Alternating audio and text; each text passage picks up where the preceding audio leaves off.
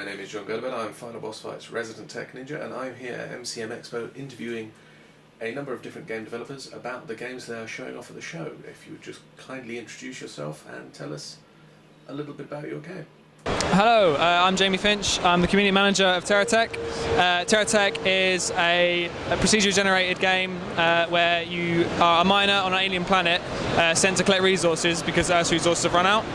You build a mining vehicle up with these little blocks, sort of modules, and it's completely customizable. You can place the blocks wherever, and as you fight off rival miners and damage their vehicles, blocks will fall off and you can grab them and attach them to yourself. There's kind of like this dynamic, creative building process that goes along.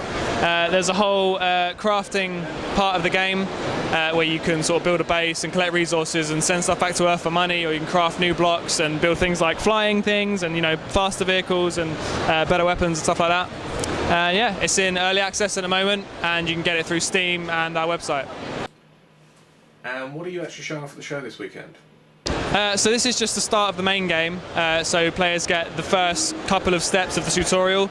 So what they'll see is when they sit down, they'll see their base being dropped from orbit onto the planet, but something goes a bit wrong and it all blows up, and they have to kind of salvage parts and, you know, get back on their feet. So that's what they'll be getting at the show. And then after about 10 minutes, something comes and kills them, so that they can get off and other people can have a go. Conveniently 10 minutes. Yeah, 10 minutes exactly, yeah. So on average, how long will it take to get to the flying stage of the game? So, I mean, it kind of depends on the player. Like, they can start off from the first second where they start the tutorial. They can, you know, experienced players can probably be flying within 5-10 minutes maybe. To learn that part and, you know, to learn how to craft that part and to unlock the, you know, the prerequisites for it, it'll take a bit longer. You know, maybe, I mean, I don't know, it's hard to put a number on it because everything's eventually going to be randomly generated and procedurally generated. You know, they could find a wing straight away and they're good. Let's go. Otherwise, it might take a bit longer, but yeah. Now, you mentioned base building. How automated can you get with that? Because I love automating things. Yes, so do I. So at the moment, not a lot. At the moment, the resource movement is all automated, but that's about it. So you can kind of set a path and you can tell it where to go on its way there. We're currently working, because it's early access, the game's is still in development, but we're currently working on filtration systems and ways of automating it, because we love the idea of players being able to build these huge, expansive bases and just chucking all their resources on there and then leaving it, and, you know, coming back to all the good stuff.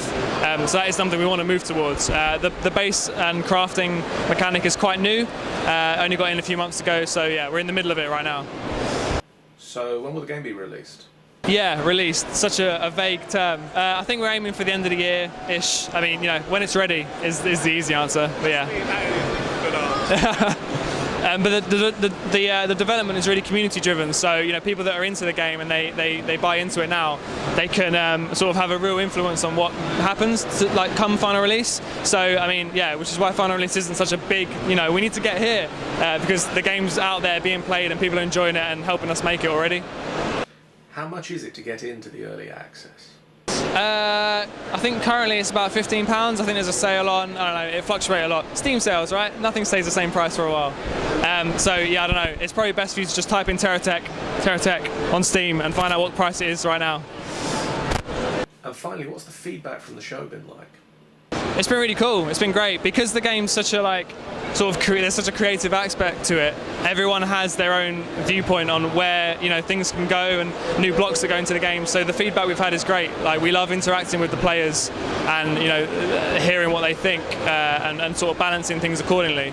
And people seem to be enjoying it. So yeah, it's been quite good so far.